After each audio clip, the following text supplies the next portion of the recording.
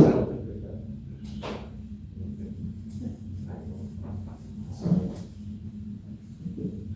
How are you? Oh, cold. I know. I brought up a big sweater. Oh my gosh. I think it's supposed to be getting down to 16, so. Yeah. Isn't that right? Yeah. Yes. And then back up to 70 Yes. one day. Yeah. Cover your plants up. I don't have plans. I got Jensen's roots still good. Yeah, we've got some knockout roses I noticed that have some, that's starting to bud out. Hey, Jerry. Hey, John.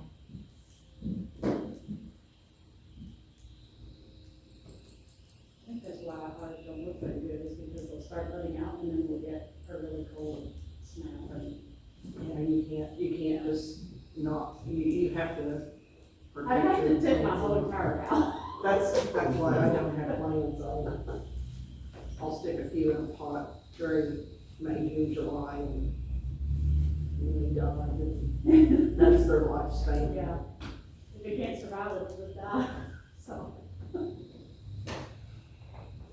I'm busy trying to keep me and myself and my kids alive. Yeah. We have a horse, we were at a horse show one time and somebody said something about fresh tomatoes. And they're like, are these yours? I'm like, you can have a horse. I'm not time for a farm. And they're like, oh yeah, that's a good point. She was enough work by herself. Stop it.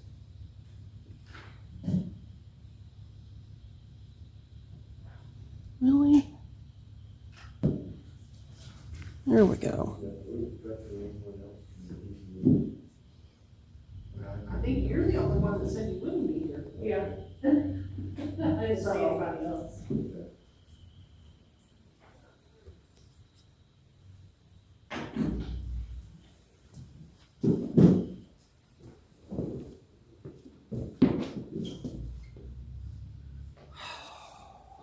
Somebody wanted to attend tonight. Says Deidre, you know.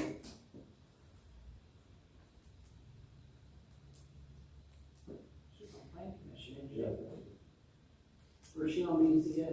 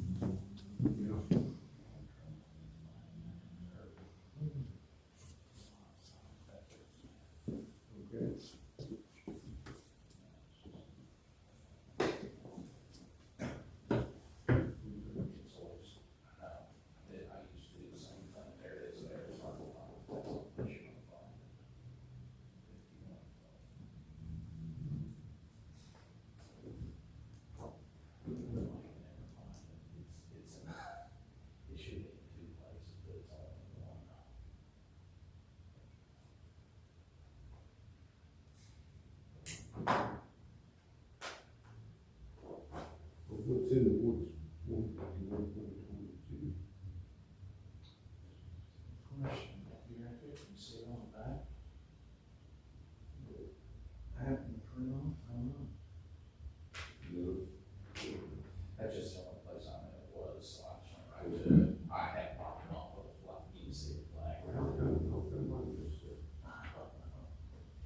It's easy to miss. I miss it. I finally had to just put a stick Up in in the it. top one, and goes down where it's on. Yeah, keep. Like, no, not worth I didn't know if you were doing that final revision for the commissioners on. No, I think this.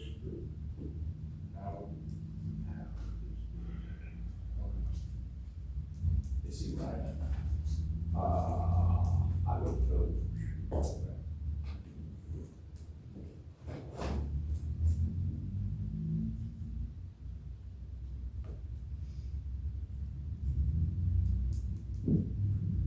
We not have the agenda yet. Did she send that to us too?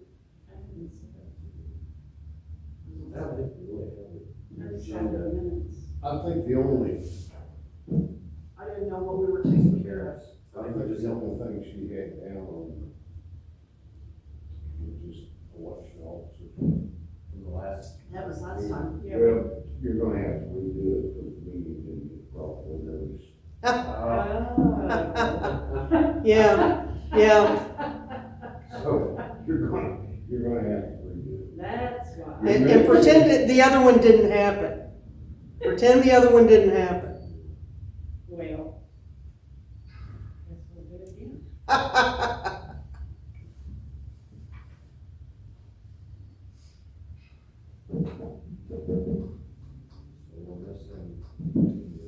Well, you're missing Mark Hartman and Denise Coots.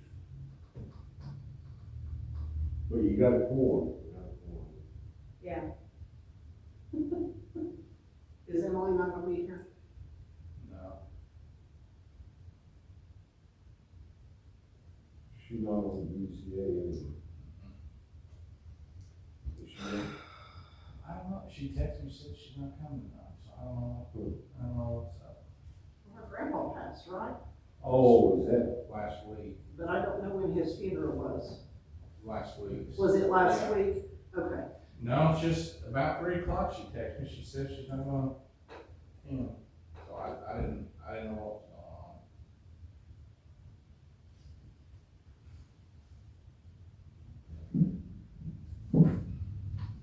Well, we might as well get our part of it. It looked like it was really Well, it's not gonna take us 3 No. minutes. Or you're not on the plan commission, are you? Well, let me read these. On Here's motion your by George. minutes, here's your minutes from the last time that you. Okay, so the commission elected Mark Hartman as president. And John as vice. Well, do we, And John, you need a secretary. if it didn't exist, do we?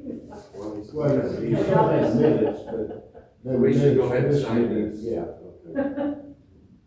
Do you do the minutes for the commission also?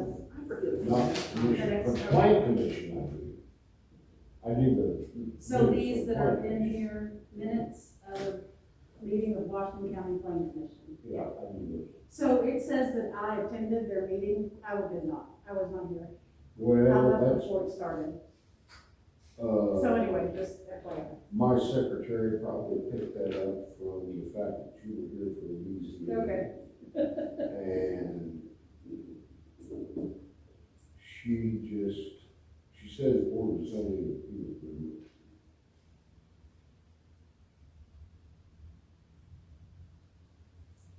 If I make a wrong check mark on this thing, then, we show anybody in the road.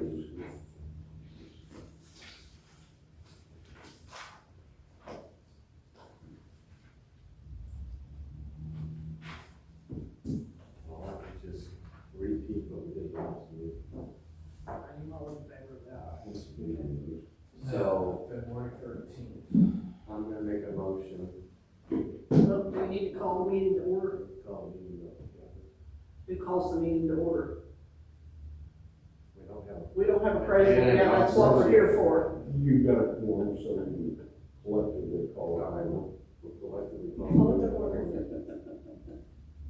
And the first order of business is the election of officers to the BZA. And I'm gonna make the motion to nominate Mark Hartman as president. I second. All in favor, raise your right hand. Hang on a minute. We're breezing right through, John. No grass growing under our feet. Who seconded? Lori.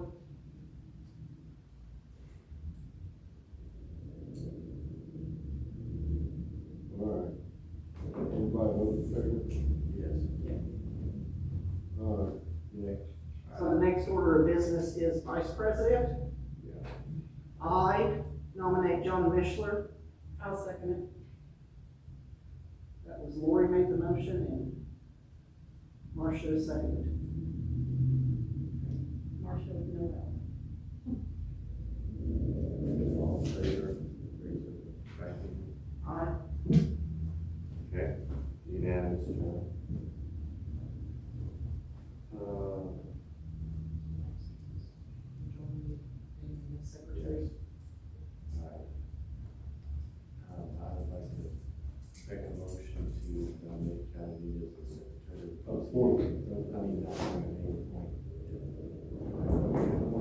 me as the secretary of the BZA. And all in favor? I second. Second. If you need it. All in favor?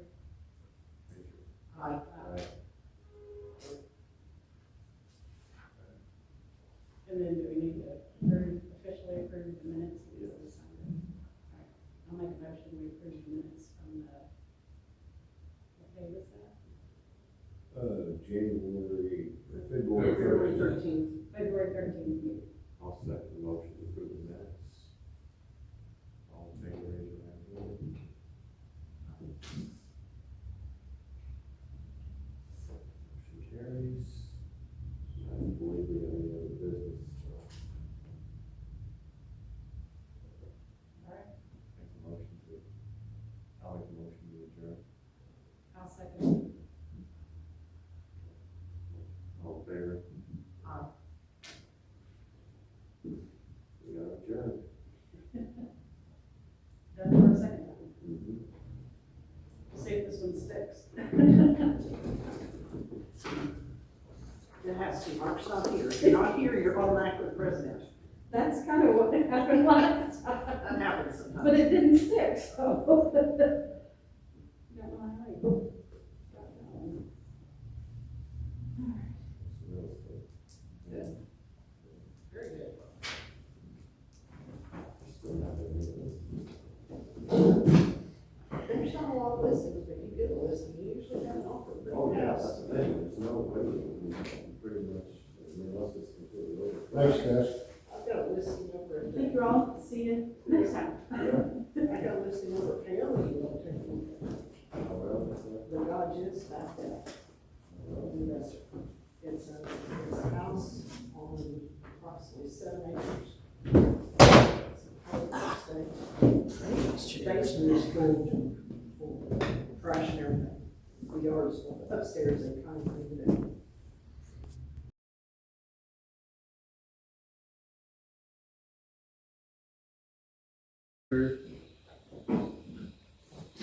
Mr. Hartman, would you say the pledge of allegiance? Say the pledge of allegiance. Yes, sir. All right, we'll go ahead and call the meeting to order. Mr. Hartman, would you say the pledge? Mr. Baird, prayer? Pledge allegiance to the flag of the United States of America and to the republic for which it stands, one nation, under God, indivisible, with liberty and justice for all. Let's pray, please. Dear gracious Father, we want to thank you, Lord, for this day, another great day that you've given us. We just thank you for all that you've allowed us to do and be a part of. Lord, I pray that you just bless this evening and help guide our thoughts and our comments, Lord, through the whole evening. And again, Lord, we just want to thank you for your blessings. Thank you for your Son that came to give us hope for a better day. Lord, we just praise you and lift you up in your Son's name, I pray.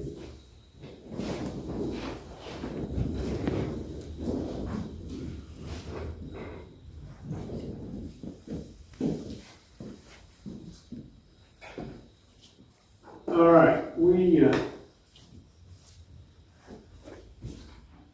approved the minutes of the last meeting at the February meeting for the January meeting. And at this time, we will need to reapprove the minutes of the January meeting because in the eyes of the state of Indiana, last month's meeting was not legal due to it not being properly posted 48 hours in advance, which was my fault. I take full responsibility. I've been in touch with the state and I assured them that it would not happen again. So that being said, do I have a motion to approve the minutes? All right, motion to approve the minutes of the January meeting. Okay, got a motion by Mr. Hartman, second by Mr. Baird. All those in favor, say aye. Aye. All right. Now, we're going to go off the order of the agenda out of courtesy to Mr. Mishler, there's an item that was brought before our attention back in January, I believe, by Travis Elliott. When we think of property splits, a lot of times we think of residential things. There's some property splits taking place with our confined feeding operations. And what I mean to say by that is what was once originally one big farm, say, take a conversation, 100 acres, farmer built a confined feeding operation, poultry operation, and decided after a number of years that they didn't want to do that anymore. They hadn't had enough of it, retirement or whatever the reason may be, and decide to sell off their houses, their confined feeding operations, but they don't want to sell the whole farm. They just want to sell enough ground around the confined feeding operation to accommodate the new owner. Now that causes us a few problems in terms of setbacks. If someone wants to come and build a manure storage compost facility, we're going to see probably a case or two where they don't meet the minimum requirements for setbacks. Now, this means that they're going to require a variance, which means it will go before the BZA, and this will probably be next month or the month after. What has driven this is the federal government is offering cost share monies for funding for farmers for manure and compost facilities, which is a good thing. This is something all of us want and like as residents of the county because it controls erosion, pollutants, manure, so on and so forth. So the composting manure storage facilities are a good thing in our eyes. And if anybody disagrees with that, please speak. But I think we're all in agreement they're a good thing. So we want to encourage the farmers, whether it be a new one or one that's been in business for many years, to build these manure storage facilities. And in doing so, there will be some come before us, and there's going to be some issues on setbacks, but all those details will come forth as the new owners come before us and state their case. So that's what I wanted to make you aware of, John. And it's not rocket science. It's just a matter of number of feet between them and the property line. So that's what may be coming down the pike. All right, thanks for letting me know. Yeah. All right. Didn't want you to get blindsided. Okay. So it's gonna be, the next couple months, it's probably gonna come. Well, have you heard any more rumblings? Next month. Next month? Yeah, Okay. for sure. And then there's probably another one following month. Okay. Is it They'll- one, Yeah, it's the same property with the same owner, or is it multiple? multiple. Oh, okay. But the good thing is, most of these farmers that have confined feeding operations already have manure storage facilities. So they'll just be a handful of them. I probably wouldn't be, 2 or 3 or 4 at the most. Okay. All right. Thank you. Okay, thank you.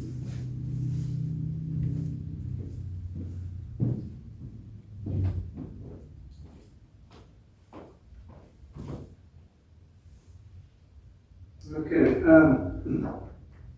we had a gentleman come in, I believe at the January meeting. Excuse me, back in. Why don't you consider approval of the minutes of the February meeting? Can we do that? Yeah. I'll need a motion to approve the minutes of the February meeting. Motion made by Mark Hartman. Hartman. Is there a second? Second by Kevin Baird. All those in favor, say aye. The minutes of this meeting will reflect February meeting, not that one. Thank you.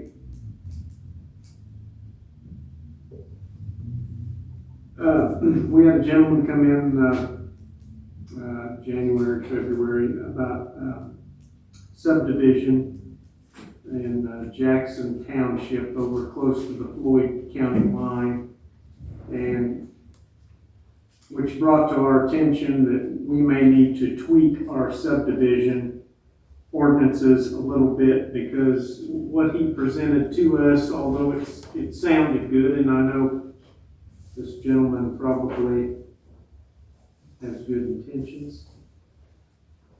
Hopefully has good intentions. But there are about 3 or 4 things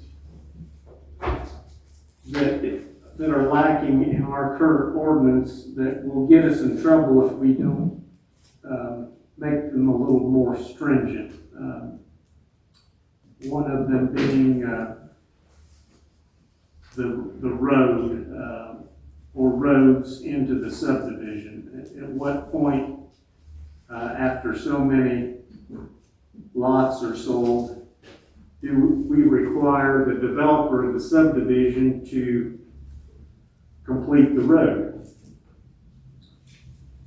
So we're not going to by any means vote on anything tonight in regards to this, but I've given you 2 packets, and what they are, you'll see the one doesn't say Washington County on the front, it just says 153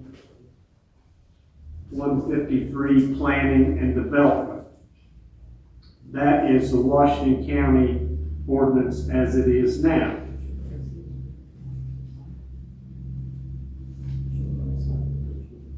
You already signed the Okay, so the second packet is the Harrison County subdivision ordinance. Now, myself and Lori and Andrew had met on 2 occasions for about an hour over the last couple of weeks, and kind of went through and hashed out some general things that we liked about the Harrison County subdivision ordinance that we felt like would certainly benefit us and help us to develop some kind of a safety net so we don't have residents of subdivisions coming in here and complaining that they were duped by the person they bought the land off of, and were made promises that basically aren't in writing and are not documented. So if you look at the Harrison County subdivision ordinance and compare it to our current ordinance, I'd like for you to take this material home and review it and come back with your thoughts, and hopefully we can add 2 or 3 things from the Harrison County ordinance and add it to ours that will make ours, spell things out a little clearer. And if you would take note here, one of them is the minimum lot size. Our current ordinance talks about an average of 2 acres, average. Well, that kind of creates a problem, because if any of you got one of these maps, temporary plat from Mr. Seabolt, who was in here a month or so ago, his lot sizes are 1.7, 1.78, most of them 1.78, 77. That's not 2 acres. What he does to get around that, because it's basically an oversight on someone's part, is to make up the difference for the so-called average, he's got a couple lots that are several more acres, like one here is 3.5 acres. So that gets his average to 2. Well, the easiest way to get around this is just to simplify things and remove the word average. And we all kind of agreed that was the easiest, simplest way to do it. The lot size should be 2 acres minimum and drop the word average. So that's just a suggestion on our part. The next thing would be, this is in 153.01. I want you to look at, we'd like for you to look at F, which is setbacks, and compare it to Harrison County's, and also H, which is Property Owners Association. And this is very important because it addresses the road maintenance issues. And then I, which talks about the contacting the 911 coordinator for a unique road name and proper signage. Okay, and then 153.01 number 2 talks about road standards. And when you're looking at road standards in our document, refer to page 25 of the Harrison County document, 4.04 of Harrison County, when it speaks of pavement design. What was that section, sorry? 153.01, number 2. I2, I'm sorry. Yeah. There we go. That's on ours, John. On ours. He's talking about on ours. Okay. And then theirs is the 4.04. So he's saying that our I2 corresponds with their 4.04. Thank you. I2, yeah. Okay, so now if you would go to I3 is proof of performance. And this is something that John has continuously harped to us about. You can write all the words you want about what your intentions are for a road maintenance agreement between 2 parties, but in order to hold them accountable and make it have some teeth, I think we need to require them to have a bond. Because if they don't do what they're supposed to do, it's going to hurt your pocketbook, right, John? Yeah. So, that's 153.01 I3. And in Harrison County's version, I don't know the number, it's on page 26 of the Harrison County subdivision ordinance.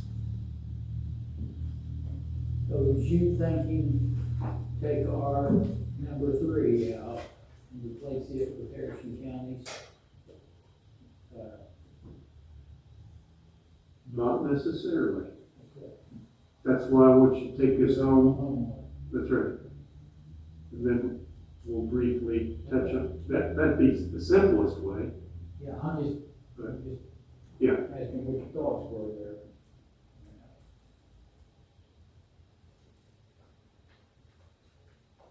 nothing says we can't do that, but we'll talk about that at the next monthly meeting. So, Thank you. yes, sir. Okay, now, in our document, 153.02 talks about a drainage plan, which is also has been an issue with some of these subdivisions that have been put in, that the roads deteriorate much more quickly when you can't keep the water off the roads. You don't have proper ditches, you don't have possibly retention ponds, culverts, erosion control, so on and so forth. So that would be 153.02H.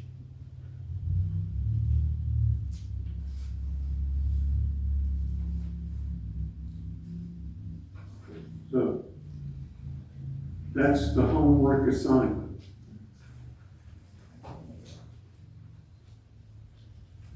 I missed one. Back in school. 153.03, we may want to adjust the filing fees because they have not been adjusted for probably 30 years, maybe longer. Did that have a zero on the end of it? 153.03. No. You said three, did that have a zero on the end of the 30 years? Oh, 300 years?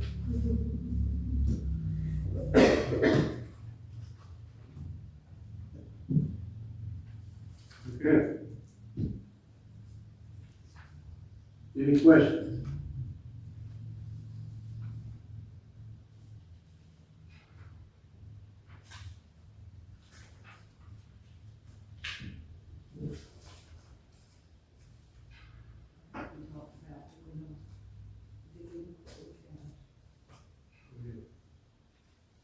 Pull your mic down so everybody can hear you.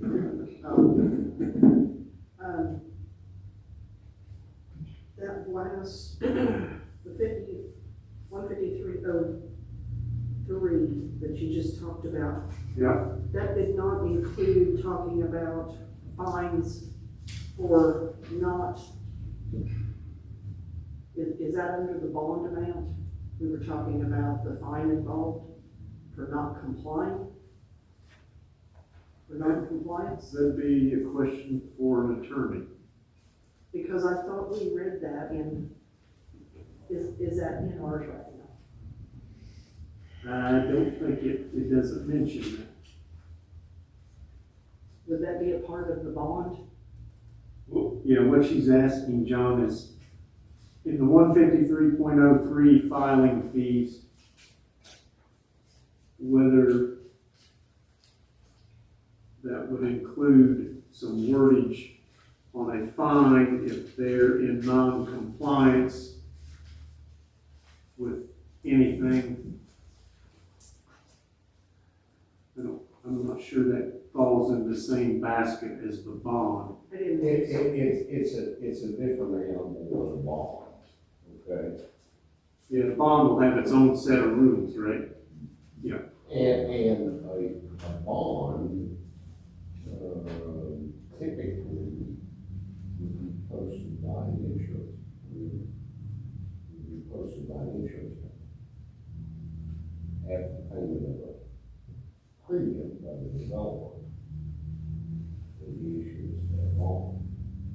It would be a performance bond or whatever terms you place in it. But it would not have a schedule of fines, or that's something that would come under the category for enforcement. Yeah. You know, before you would go after the bond itself, you would do something similar to what you're currently doing in the building code in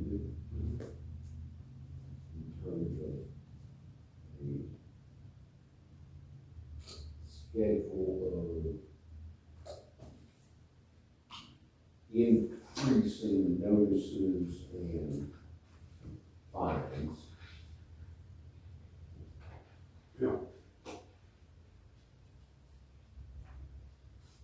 That answers your question.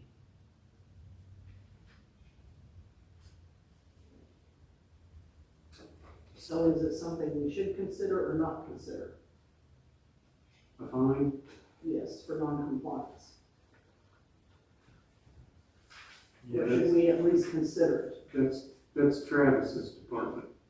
Just a heads up, just so you know now, the enforcement part, like for example, your confined feeding is different than the building department. So just throwing that out there. So you just kind of have to figure that out. But we already, somewhere, I've not looked at it recently, but we do have rules that talk about fines when, I mean, we have wordage that says, that addresses fines For the building department. in this 153 somewhere, right? I'm pretty sure we do. Well, let's see. What page is it on, you know? It's not in 153. It's not in 153, it's It's in in, 150, I think. yeah. 150 is the building code. Right. So it's not part of the subdivision ordinance? It's not part of the subdivision ordinance, and that's part of the issue that we have to address and deal with. Now, the other thing is, if you want to maybe save some time, chapter 153, there's probably some differences in 153 versus, our updated subdivision ordinance. So they both may not match up 100%. So if you're looking something up and you think if there's some changes out of 153, it may already have been changed.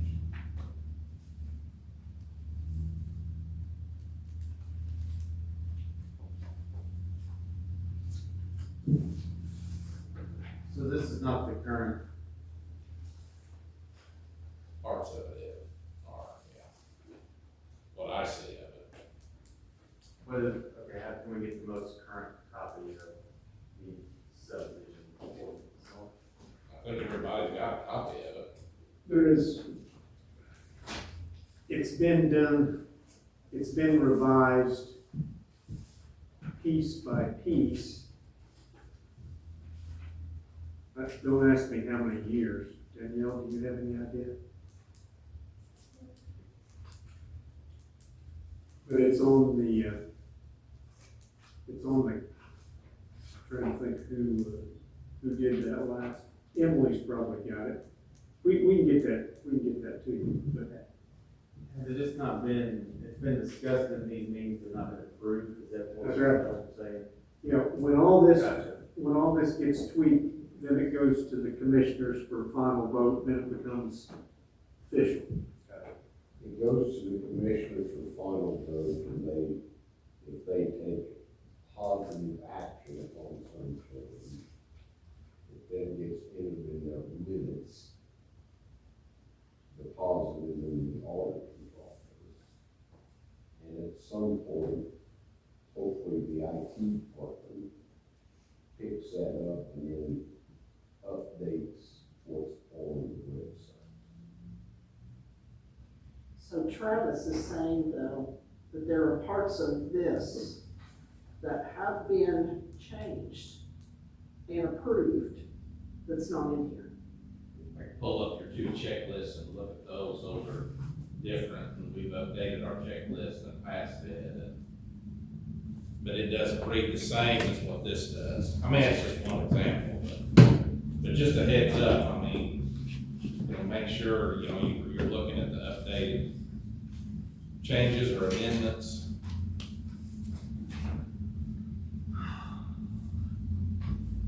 Yeah, I can see there's a few things out of that that's on just the checklist at the bottom. I mean, I know it's been changed. So, and it should be online, that, I mean, the subdivision, the most current one should be online. So we can just pull it up and print it off, Yeah. compare it with these two. Right, make sure, yeah, that you're reading the right thing in 153. To my recollection, there's nothing that I mentioned here that has already been amended or changed. It was mainly that checklist, and that's for Travis's, well, just some clarifications on cleaning up the checklist. I think you added a few things to it. Very, very minor things, nothing that I recall.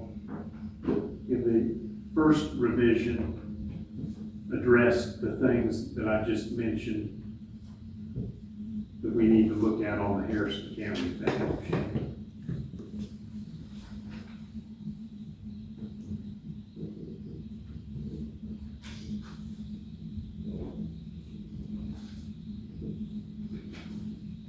Okay, any more questions on the homework?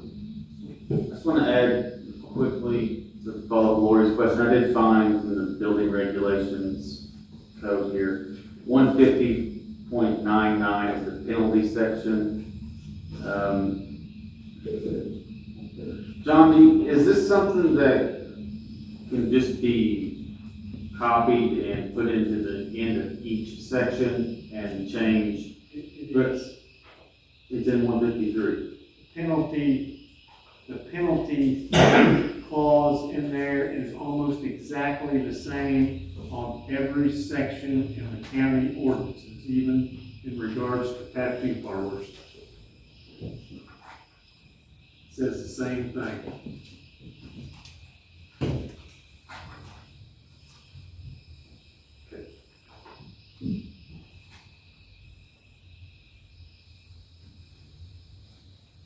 I just don't see a penalty section in what I have on 153. But In what, 150? 153. That's because it is in 15 under land usage. So they won't address it in 153, they'll address that under 150, 51, 152, 153, 154. It all falls under land usage. But it's in here.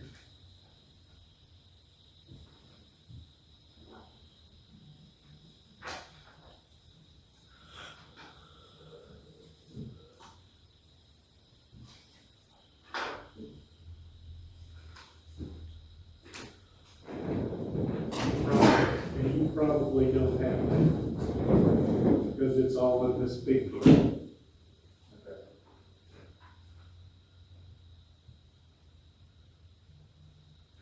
What I see on this penalty section that I just pointed out from 150.99, it states, whoever violates provisions from 150.01 through 150.13, somewhere else it states 150.55 through 150.61.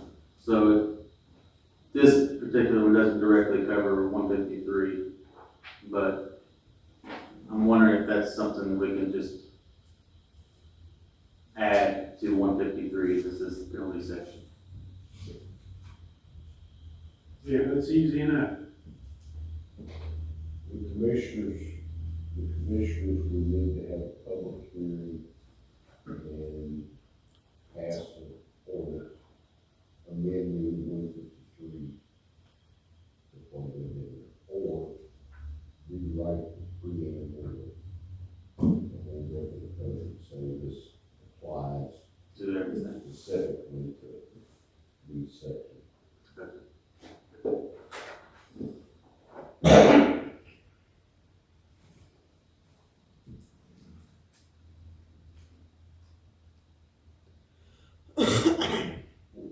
We're addressing Band-Aid fixes.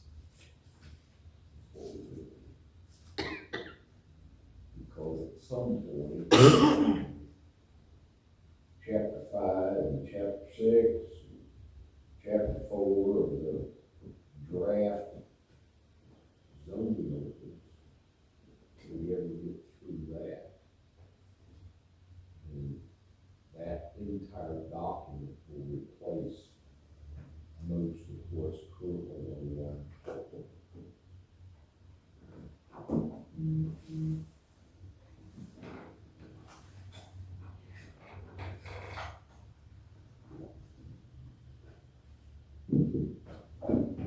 Anything else on that?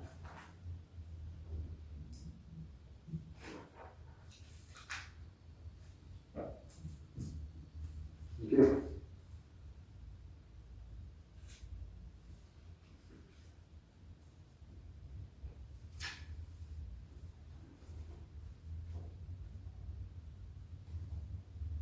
All right. John, do you want to add anything or take anything away from 517 telecommunications? I believe we looked through that forwards and backwards, and I'd have to go back to the minutes to see if I was almost certain we already adopted it. Who's got the set of minutes from the last meeting? I do.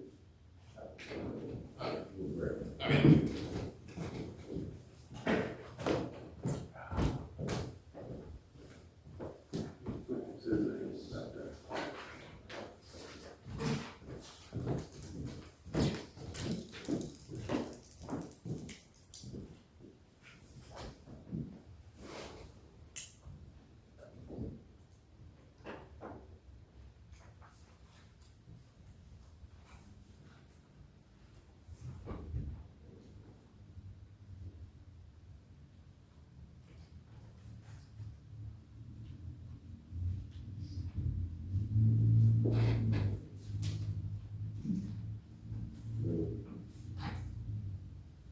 You go ahead.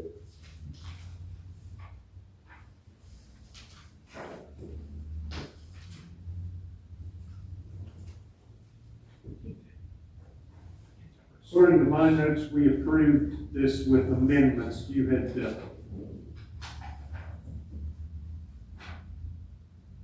there was some concern about airport overlay. That was the only sticking point, and I think you added the wordage in there, which would be 517.2.10.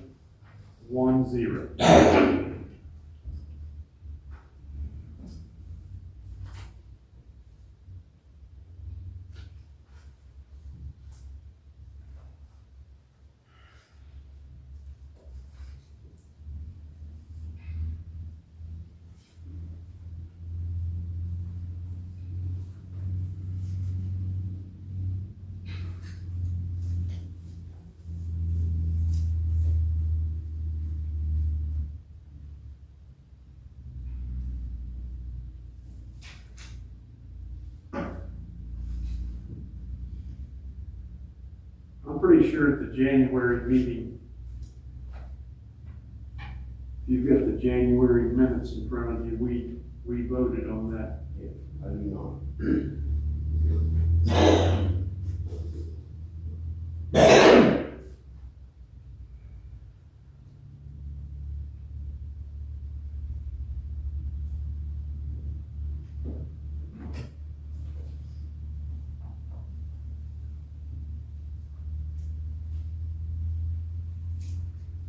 Without a appropriate laptop, I can't get it in my motion.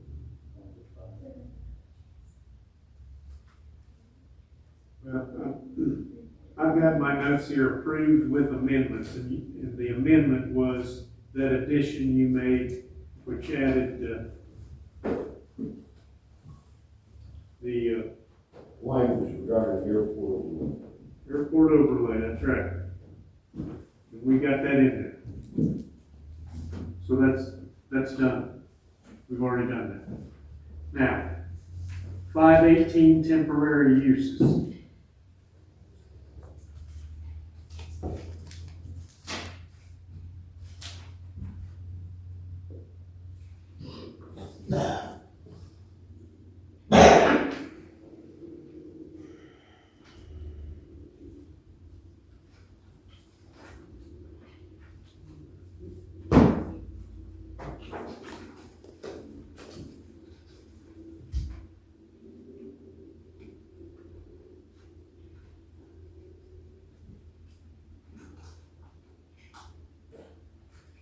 That one was gonna be, well, just call it like it is, it's gonna be a little tough because what one's definition of a temporary use is not the same as another.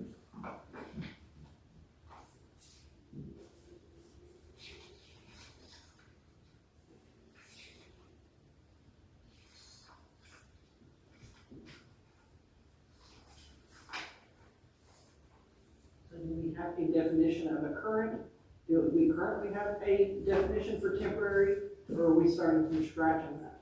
We were pretty much starting from scratch, because this is something that, in the original document, I don't believe was ever addressed, was it, Travis? We discussed what was a temporary structure a couple of times. And there's some definitions, I think, maybe in,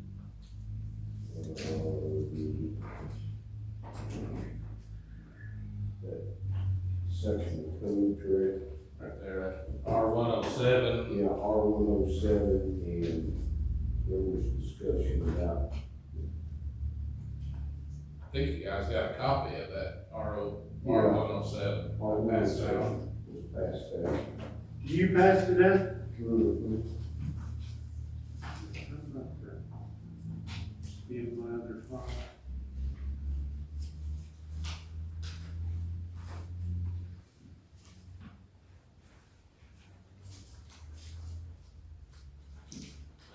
Yeah, here it is. You got it? How about I go make some quick copies of it?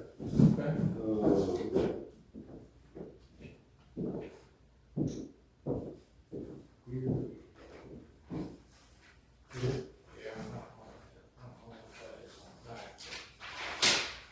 There.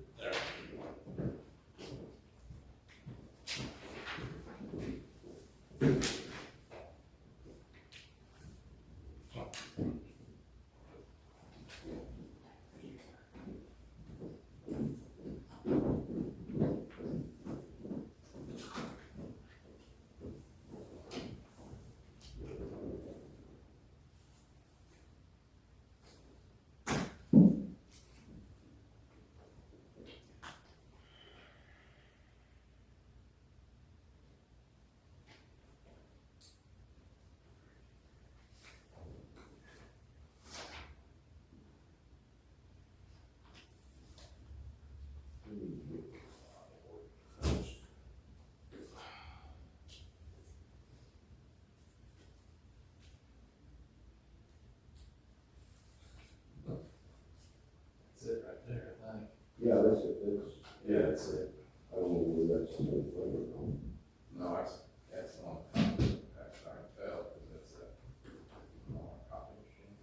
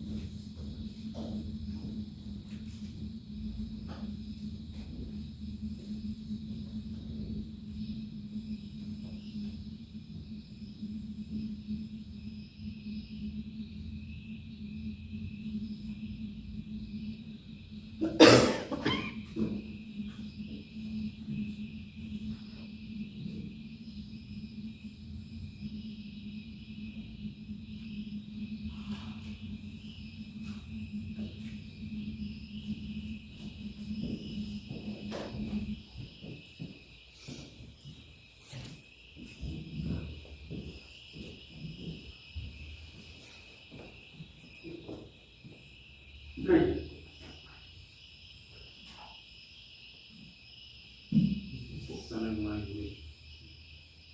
That's John's signature.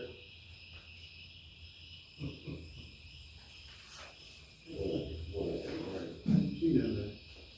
We've done it for 25 years.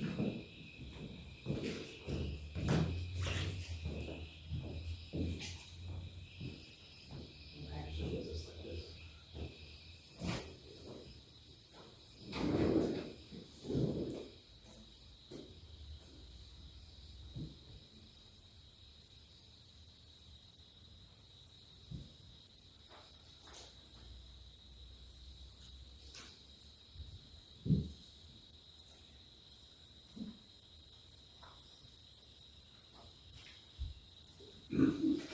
As you can see, this 107 just pretty much states that it's, everything's on the building official. It doesn't go into defining temporary structures, which is where the work comes in. So has there been some definitions you've looked at? Yes. All the way back to February of 2020. Well, Travis, what does the IRC define temporary structures? You got it right in front of you. That's what he just gave you. So, It doesn't define I mean, I'm not sure what we're looking for. If that document, which is this thick and goes through the court system, and you understand how to look at a temporary structure and say it is or it isn't, and if I'm understanding, you actually are kind of an advisor to 5 or 6 other counties around us when they call you because you have the 20+ years, 22, 23 now, and people are asking you questions as to what's a temporary structure. So why wouldn't we just ask you, how do you define a temporary structure and get it done? That just seems too simple. If the IRC is already, if that's it, then that's just it. What's the, I don't understand the big deal.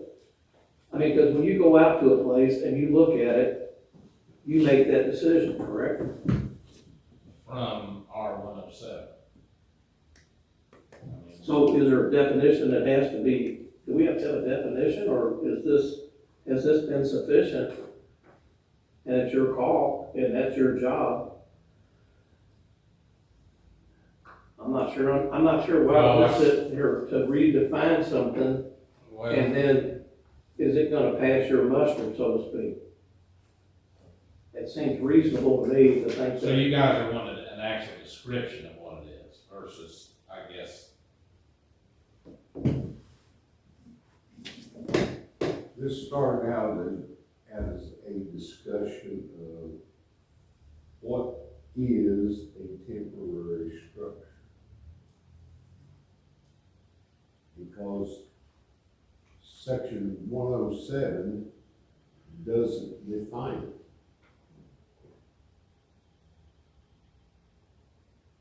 And that's where we ended up the last time we talked about this, which I have no idea when that was. It could have been a year ago. So it sounds to me like Travis is wanting some meat behind it, so he can, when he makes the call, that it either does or does not conform with the definition. Is that it? I mean, because then, is that gonna box you in? No? It revolves around, It revolves around campers and tiny homes and people who are living in portable storage facilities. This is our issue right now, and that's what we need to focus on. And I think one of the first things we did was made sure that we distinguished between a recreational vehicle, a camper on wheels, Not a mobile home. It's not, sir. Mobile home has a stamp, correct? Mhm. Where's this from? That's an assemblage of pieces and parts. It's a copy machine. Yes, it is. Well, you may have I to see what you're saying now, where I just never really looked at it. I'm just trying to Looked at it figure out- that way. To me, I mean, you're gonna say a mobile home is not a permanent residence, but it really can be for what its intended use is. A mobile home is, a mobile home, if it's got, is for permanent tell them about the residence. HUD stamp. It's got to have a HUD stamp. If it's Yes. not an RV, it's either a mobile home that has a HUD stamp, or it is a recreational vehicle which has a license plate, Yes, or it's a utility shed someone's living in. right. Where we're getting into trouble is not the mobile homes, because they have a HUD stamp. They had HUD codes. That's They right. have HUD codes. And manufactured homes are. That's right, it's a manufactured home. So the problem we're getting into is, The campers and the RVs. in order for him to enforce whatever, And storage units, they're living in storage units too? Well, I know some people have used storage units and constructed their homes around them. Did you know that?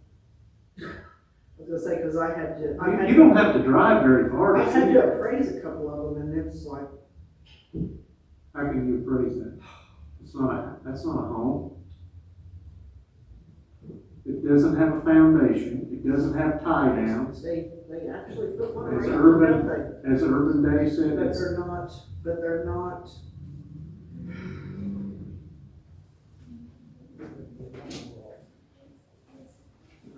So, they are putting them on foundations, but it's not to contractor specs. Depends on what your definition of foundation is. Yes, yes. We passed that before. they don't pass code, right? No, they don't. I'm sure they See, you got, you know, as the minimums, you know, are in the International Residential Code, which that is what we're using. You know, just to make it simple, the first part of it is basically framing, the back part of the book is basically mobiles, you know, mods and mobiles. If it doesn't fall into those two categories, it falls under R107. So I've never been questioned on that. I mean, even, you know, when we've had cases that, you know, appeared in court, that we needed a definition, it's never been asked.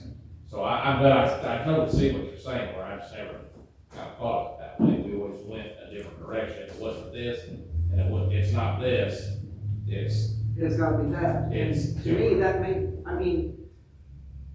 to me, if you always have a specific definition and you don't have an exception to or anything, you're boxing yourself in. And I mean, to me, then you might be back here in a year saying, oh, well, now this applies.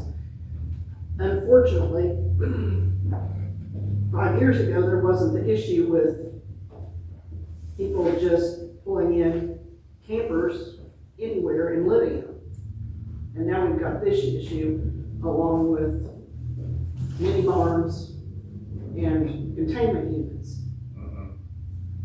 If there's a will, there's a way. And if they can find an avenue to live in it, I mean, you're gonna have to call up pole barns that are not construction for residential use. I mean, because they're gonna say, well, but you've said we can't live in this. There's other structures that are not gonna fall under that. Am I explaining myself right? Do you see where I'm going? Yeah, I do. I don't want you to box yourself in and then come up with, well, this isn't a mini barn, this isn't an RV, this isn't this. That's not our same thing. To me, specific definitions without any exceptions or anything can get you into trouble. You didn't do Tie your hands, and I wouldn't want you to see your hands tied. that what you're saying?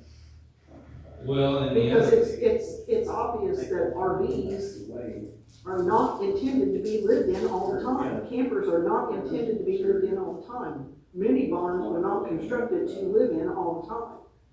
but that is, yeah, that is a storage unit that's built off of, if, like Todd said, if you can't, provide, your HUD plate, your mod stickers, to fit into the mobile section. Right, well, it's gotta be Excuse me, separate. Mark. In question, he's never been brought to court. Mark, Travis is trying to explain something to us. Say that again I go at it the other way, it's like, you've got this structure, okay, well, number one, we'll just use the mobiles and storage units for example. It's built off-site, that's number one, okay? Now, where does it go from there? Okay, now you've got the structure here, but like the mini barns, something like that, storage units that people are living in, it doesn't have an RV sticker on it, like your RVs and campers, okay? Now, those would fall under temporary use, 180 days, okay?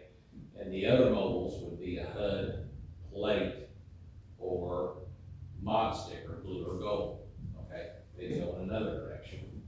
So if you can't provide one of the two, it's not even, it's not even gonna fall under temporary uses. But I see what you're saying too, Lori, the definitions, I don't know if that's gonna. And I think that's kind of where Mark was kind of going too. It's like, I was kind of thinking on Mark's line when he says, why should we do this? Because you're the one calling the shots on it. I mean, if anything, maybe we need to say, maybe reinforce what he's doing already and put it in black and white. And it's not necessarily, I don't know if there's a way to do that. That basically, that is your job. And I don't know if you wanna do that or not, is that just gonna I know. muddy the water up even further? I've never said no, I've never had anybody say, or any of the judges say, no, we don't even know what this is, you can't define it, or, whatever. It's always been this frame, mobile, or tent, period. And if it's not, it's storage. Like, okay, let's say four things. So I don't know, but To me, that would be, it's easier and it's gonna be less defining, which could, to me, cause you less havoc if you have a definition. if you have a definition. And we've kind of talked about this before. To me, the definitions are so important. When you read down through, we all have definitions. Your zoning rules and regulations have definitions. Those definitions, you can really get hung up on definitions. But if you write this definition, is it just going to work backwards in the code, or are you just? I don't know how it started. I don't know if you brought it up, or if somebody come in and said, we want to do a permanent or a temporary structure, and you said no, and they brought it to the plan. See, I don't know how all of this came about. I'm just wondering if these people that wrote this, okay, maybe they're just a little bit smarter than we are, and they've already jumped a lot of these. What do you got? That's the IRC. Oh. So it's got the identical thing that we have, okay, it's identical to what we have already. So maybe they've already jumped through, had pitfalls and stumbled, bumped their head against the wall, and this clear 1, 2, 3, and, that you as the, building inspector, you've done this for 20 plus, now 22, 23 years, and you've never been asked, because is it really just common sense? And if you're that, if your lights are on but nobody's home, you tell them this is the situation, and they walk away, or they conform to what they're supposed to do. Well, that's it. And you've taken them to court, and you've never lost also. Okay, yeah, well, let me say this, if it helps out, or the cases I've been involved with, nothing has been thrown out because of lack of being able to identify what we're talking about. I mean, that's never happened so far. So, just, I wanna ask a question, so all of this conversation goes back to chapter 5, right? 518, that That's right. KK submitted to us. That's right. And so I feel like what we're doing is just saying, is what she submitted correct for Washington County? And I think that we talked through those things and we started, it's temporary uses is what we're talking about. So we talked about signs, if we're gonna use temporary signs, if we're gonna have temporary parking, if we're gonna have garage or yard sales, seasonal sales like fireworks and stuff. Like, then as we get down closer to the temporary residence, so 518.6.1, is that where we're struggling? Because if that's where we're struggling. That's where we're at. Okay, so, what, So John's passed this out, because we've been through 518.6 and 518.7. And what John's passed out has kind of reminded me that, and Emily wrote, what we proposed to alter from 518.6 was add 518.6, this 518.61, and then put in our currently used IRC codes. And then jump to 518.7.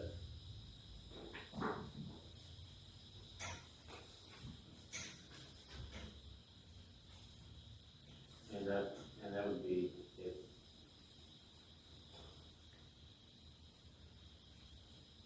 So you're saying on 518.61, somewhere in there, insert what it says in R107 and run with it? Yeah, if you have a copy of this that Emily, I think Emily made this after a meeting, probably. I'll go back to another copy. I was gonna say, that's what Dylan just handed me. Yeah, after the November meeting. Yeah. We discussed and came up with this. What we have here is the current 518 section, and then we worked through a proposed 518 section, and we just have not approved it. So everything we're talking about in this conversation has been discussed. So I think we need to, if everyone needs to have a copy of this, and then we need to look at this proposed section and see if that works for. Let me go make, who doesn't have a copy? Just me? You know, Amy only needs a copy, I'm sure I have. Martin's 1, 2, we'll make 3 more copies.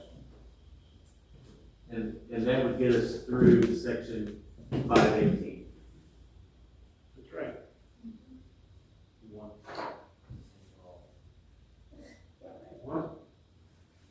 What's the problem?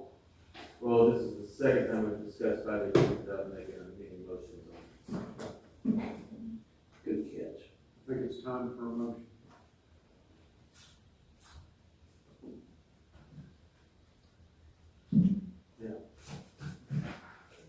Well, I just what it says, so I'm sorry.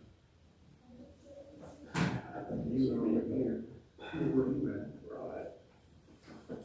No, but this doesn't really, like I said, I didn't think you'd want to specify each particular thing, and this doesn't. This basically is just using what he's been using, which to me is what's working. That's why I said if you start really getting specific, you're gonna box yourself in, and Yep, you're right. you know what Yeah. you know what they're supposed to be living in, what they're not supposed to be living in. Right. Yeah, I'm not big question, you know, that there was any confusion ever. So think it's like Andrew was saying it, but I can't remember what it was, 5, whatever. But I thought you guys were to the point of taking that R-107 and putting it in there, so, but I can't remember what it Well, there was. it is, right it's here. We just have to, that's what Todd was asking for the motion about, I believe. So, And then they added 518.7. Temporary structures with proper permits only as accessories to a permanent use like a temporary classroom or storage building. Yeah. So that's on an industrial type site, I'm assuming, or something. Yeah. Really said that. That may have been that November meeting, Todd, when you said take that home and your homework was temporary uses. That may have been that November meeting, then coming back and you're gonna make a motion to pass it. I think you're right. But we got involved with everything else and then, Yeah, we skipped over that and we're moving on to other things, yeah, or back, I should say backwards. backwards. Oh, I know what it was. Since he's not here, we'll just blame it on John, because it was we were also working at 517 at the same time, so we were looking at the airport overlay, so.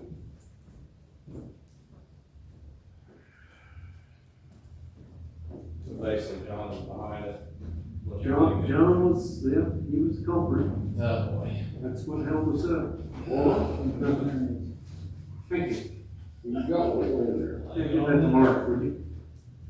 Okay, since we've already hashed this out, and Lori has made a good point, we don't want to make rules too stringent. It's up to, some of them up to the discretion of the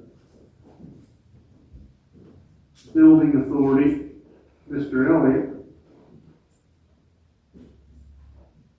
If everyone is okay with the new proposals and the new definition of adding what we need to, what we talked about back in November, if there's not any more discussion, I'll entertain a motion to approve 518. Now, wait a minute.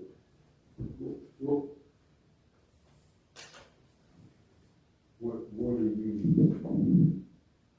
making a motion? For what was proposed? The entirety of what's proposed? Yes. Which we did discuss. Okay. And we tweaked it once, and this is what we had come up with. We just failed to vote on it because we got sidetracked on other business.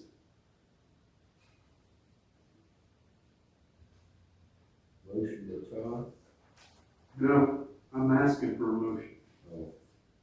I make the motion that we accept the proposed, 518.6 through 518.7.1. Is Discussed.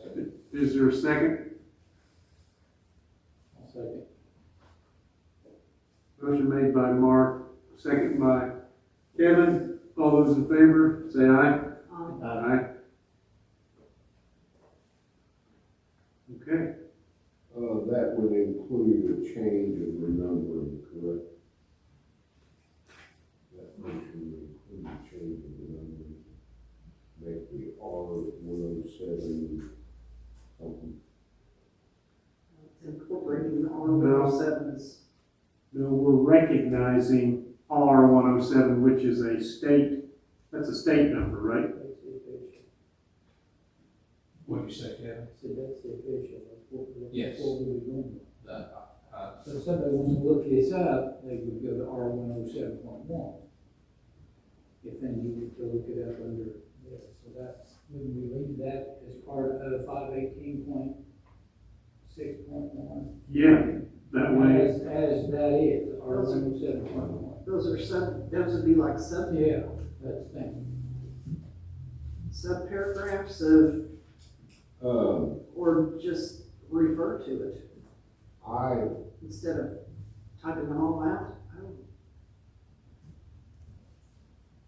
I think that's a legal question. paragraphs R 107.1.2, .3, and .4 should be renumbered to be consistent with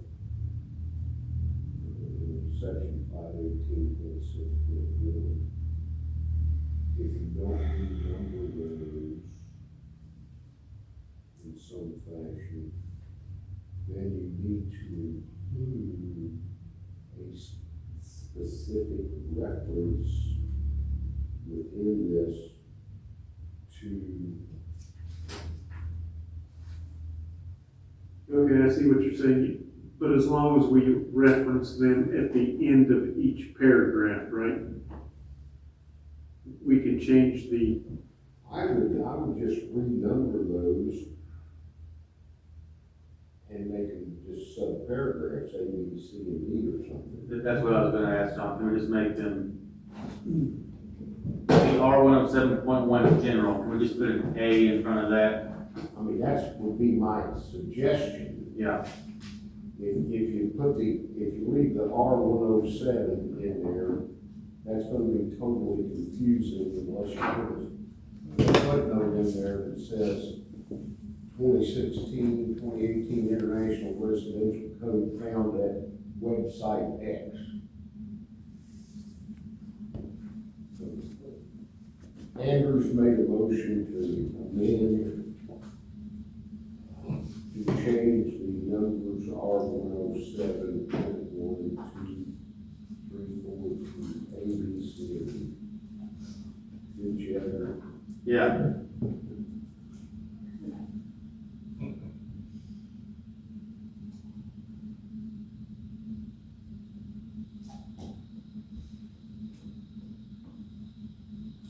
motion made by Mr. Scott, is there a second? Second. Second by Danielle, all those in favor say aye. Okay.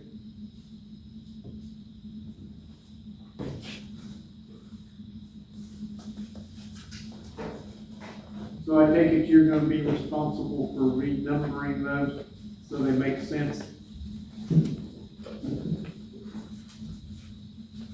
You look at me. Yeah. I'm not sure what generated this stuff. All of it.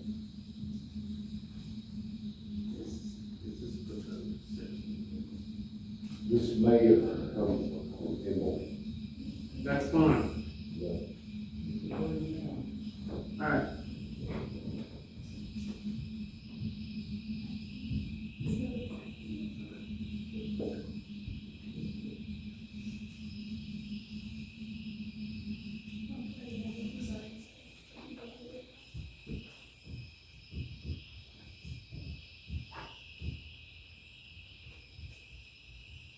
Okay. If there's not anything else, I'm gonna break this tradition and ask for a motion to adjourn. No, What? no, Hold on. No? no. Okay.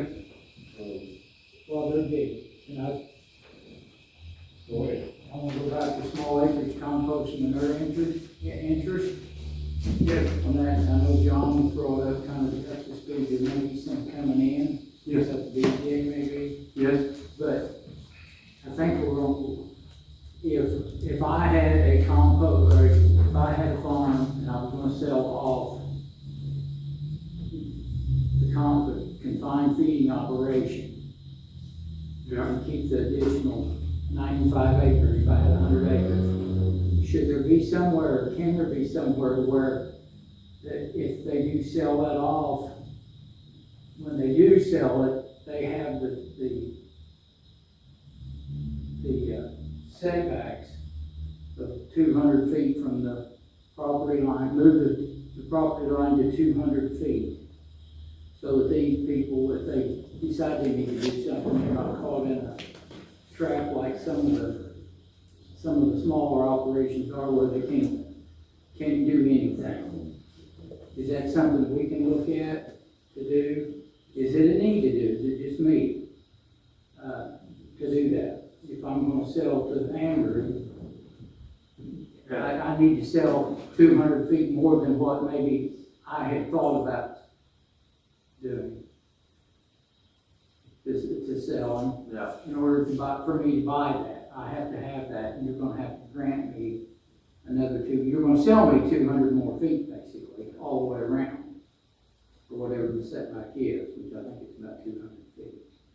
So that we're not caught up like some of these out here, they're coming in to get permission to build compost buildings, or a variance to build compost buildings, or storage buildings, because they don't have the Yeah. footage.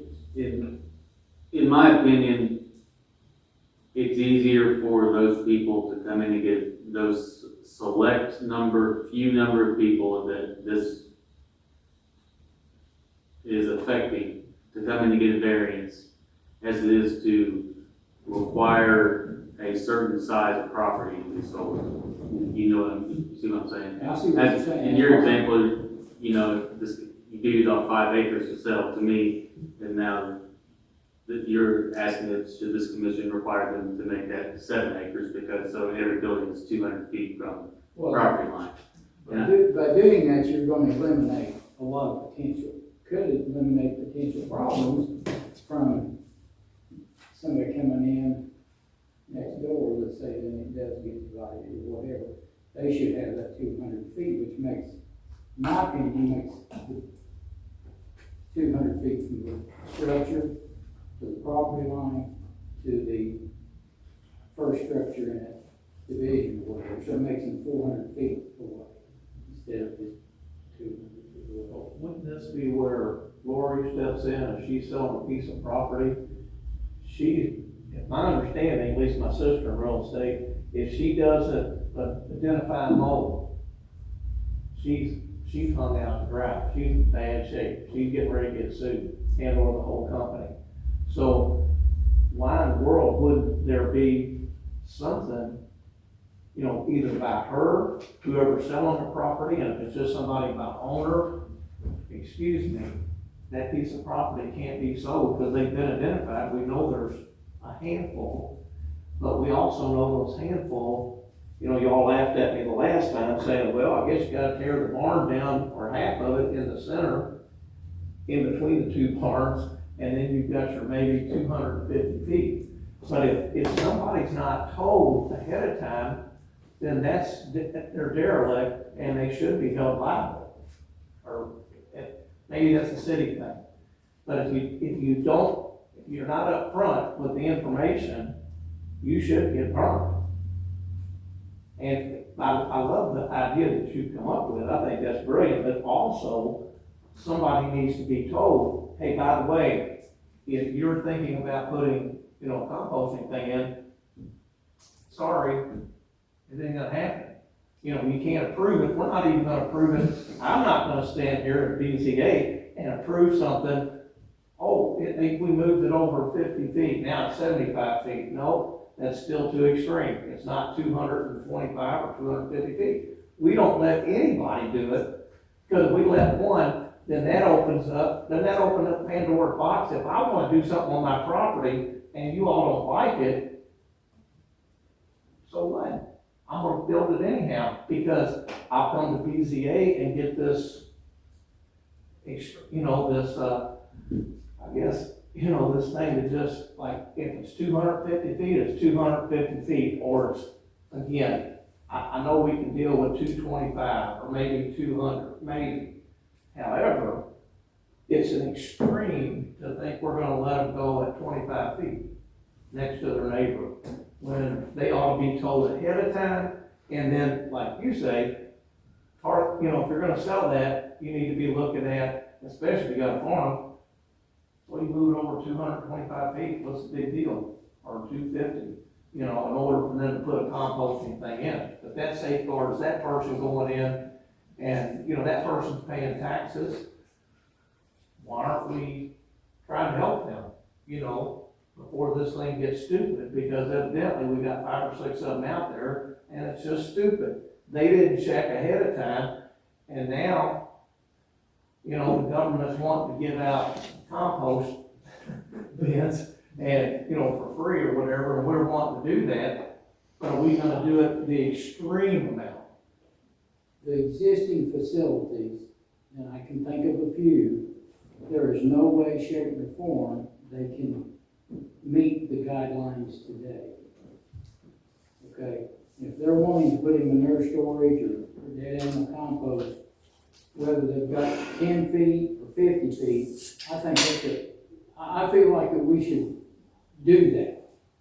Let them do that because it's such an environmental benefit to do that. And it's an environmental benefit for the neighbors as well as the producer. I'm thinking about, okay, I'm gonna sell today and I've got these buildings, and I'm at 100 acres. What can we do, or can we do, we may not be able to say, okay, I'm gonna sell this, instead of selling 5 acres, I am going to have to I need to sell you that extra 100 feet, or whatever it is, to make that facility or operation I won't say legitimate, but I'm gonna use in Compliant. compliance with today's regulation.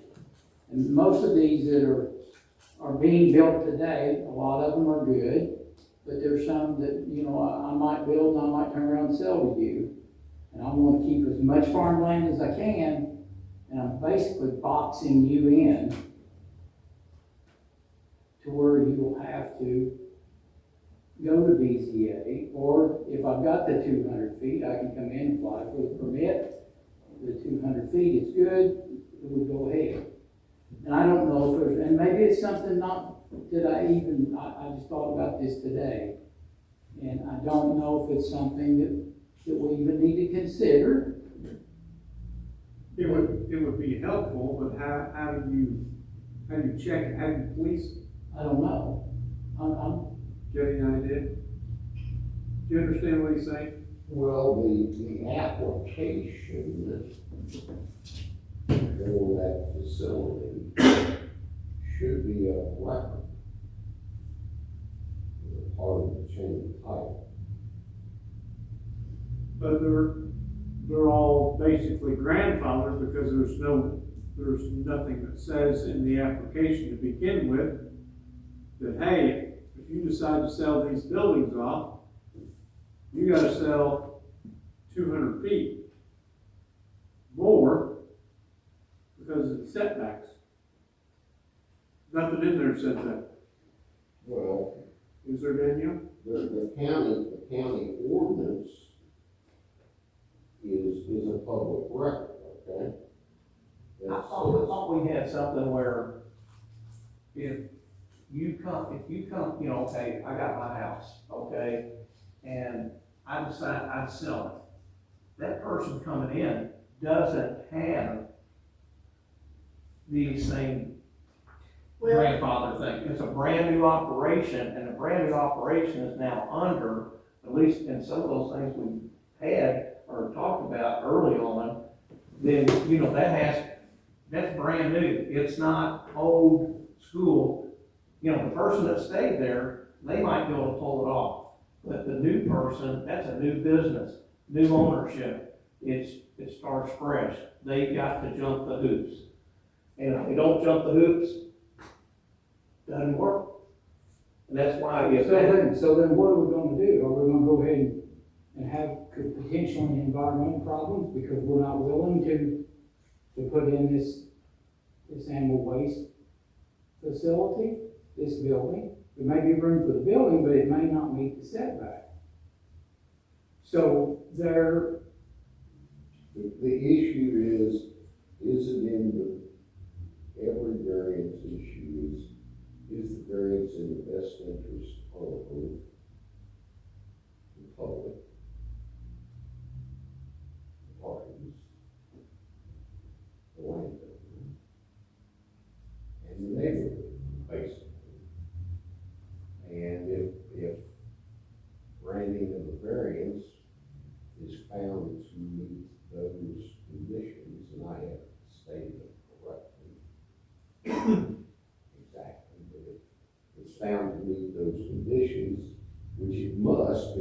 variance is granted. So those are things that are considered in the process of the hearing for granting the variance.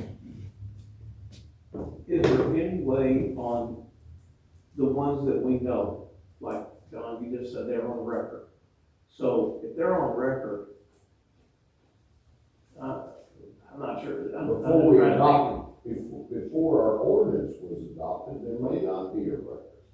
Okay, or, you know, I don't know if Travis has a understanding of all the chicken farms, turkey farms, whatever, okay? So if he has those, and we know that that variance is not, you know, it's too extreme. It's 50 foot or 25 foot, so it's too extreme. So if we know who they are, wouldn't it be smart to do up a list?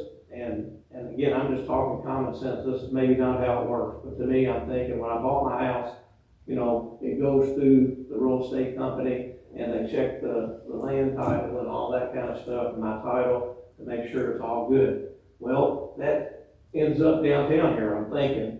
So why wouldn't they have a list and they be alerted and even have it on their computer? If this piece of property sells or is getting ready to sell, they go, oops, hold it, this isn't gonna work.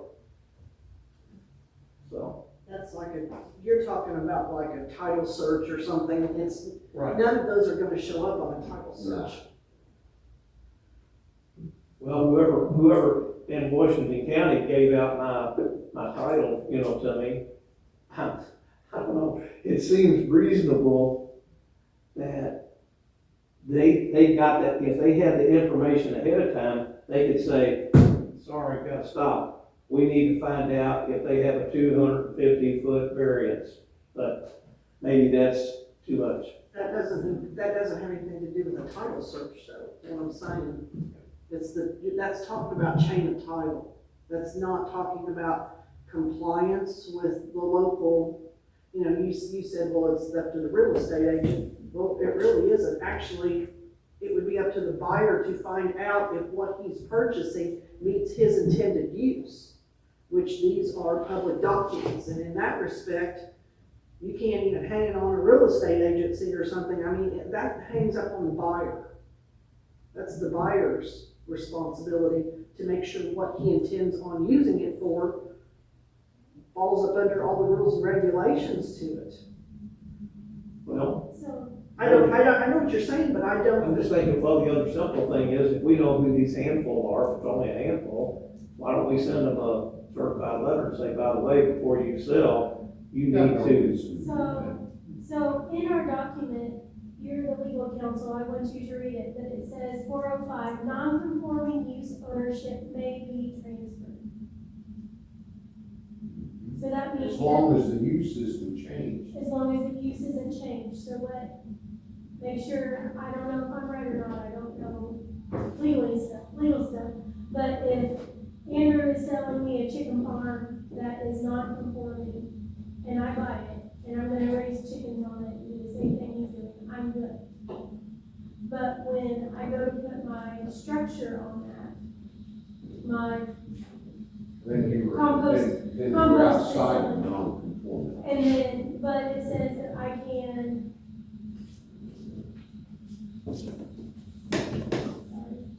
but if that new thing that I'm putting on the property isn't the compost or what is called a compost facility, if I'm putting it on the property, it's not changing the use.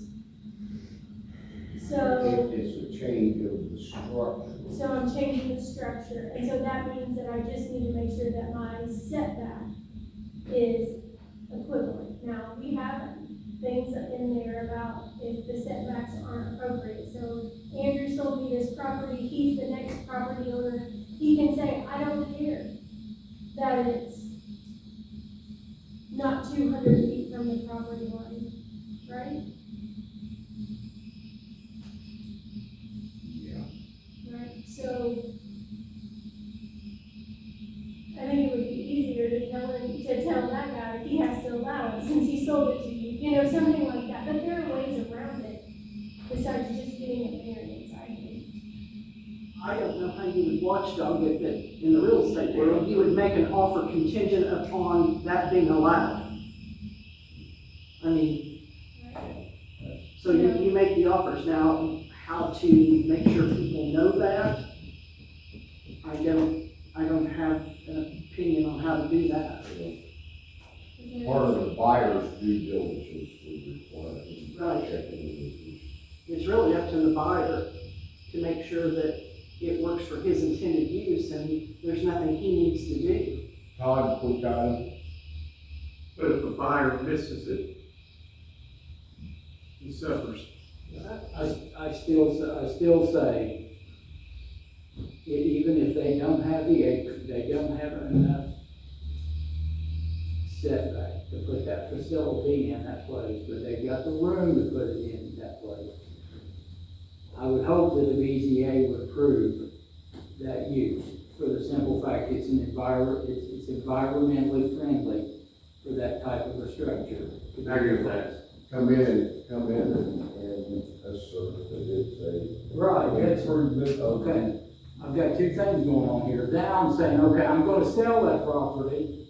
When I sell that property, can we sell it as a 5 acre with only 100-foot setback?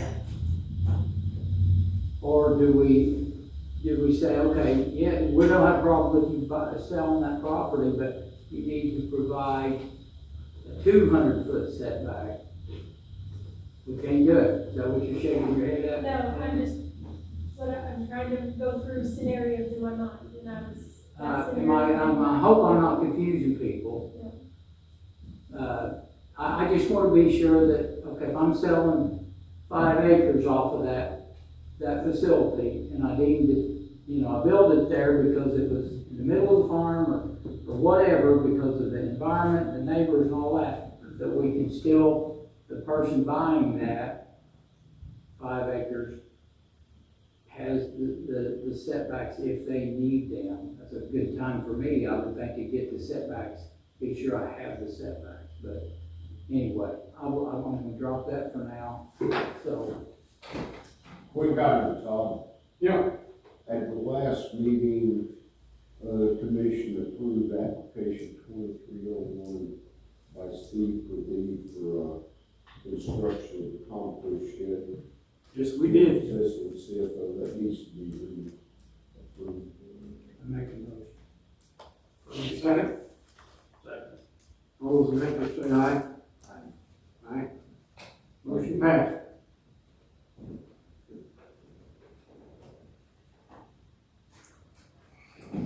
I'm done. Any other motions? Adjourn.